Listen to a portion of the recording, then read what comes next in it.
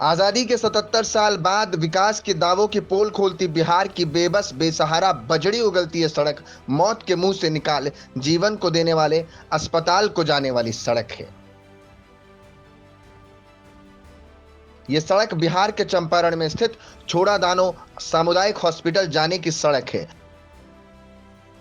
अब जरा सोचिए कि मरीज जब इस पर चलता होगा तो वो कितनी ही दर्द भरी आहें भरता होगा और सोचता होगा कि प्रदेश ने कभी उत्तम सरकार देखी तो कभी डबल इंजन की सरकार देखी, लेकिन नहीं देखी तो पक्की सड़क नहीं देखी।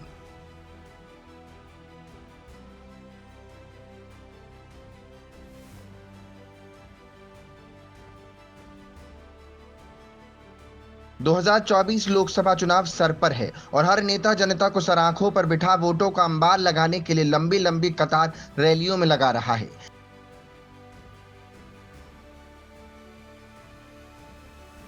लेकिन इस सड़क को अब भी इंतजार है कि कोई तो रहनुमा बनकर आए और इस सड़क से रोड़ियों को हटाकर कम से कम डामर से ही काला करके जाए।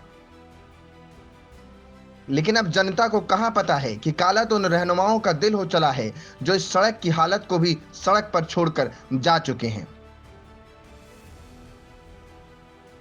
कोई करे भी तो करे क्या, आखिर ये सड़क उस राज्य में आती है जहां अक्सर निर्माण अधीन पुल गिर जाया करते हैं, कई जानें चली जाती हैं, फिर भी जनता न्याय की रोशनी की उम्मीद लगाए बैठी रहती है।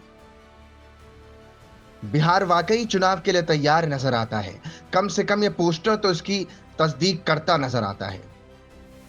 ऊपर बिहार की तैयारी और नीचे सरकार की कारगुजारी दोनों ही सामने साफ तौर पर दिखाई दे जाती हैं। जहां बिहार में लगे इस पोस्टर में बिहार चुनाव के लिए पूरी तरह तैयार नजर आता है, तो वहीं बजड़ी रूपी बिखरे फूलों से सजी सड़क को देखकर कलेजा मुंह। मरीजों की स्थिति यह है कि बेड की भीषण कमी, बेड तो छोड़ ही दीजिए, यहां पंखे भी लोग अपने घरों से लेकर आते हैं।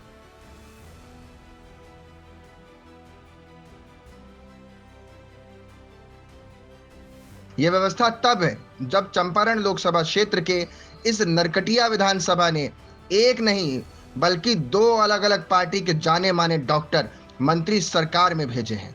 डॉक्टर शमीम विधायक तो वहीं बीजेपी से संजय जायसवाल सांसद बने बैठे हैं। सरकार 77 साल में चाहे किसी की भी रही हो, लेकिन साल दर साल बदले, हालात वही रह गए जो आपके सामने है। रोना इस बात का भी है कि देश को आजाद हुए 77 साल हो गए, लेकिन यह सड़क अभी भी अपनी गुलामी से आजाद नहीं हो सकी। इस अस्पताल की हालत यह बयान करती है कि आज भी इस देश में इंसान की जान की कीमत बहुत कम नजर आती है। अगर आती तो क्षेत्र के विधायक और सांसद तो त्राहिमाम त्राहिमाम करती जनता का कष्ट जरूर देख पाती। धन्यवाद, जय हिंद। देखते रहिए सिर्फ जनता की आवाज न्यूज दर्शन, हर खबर का विश्लेषण।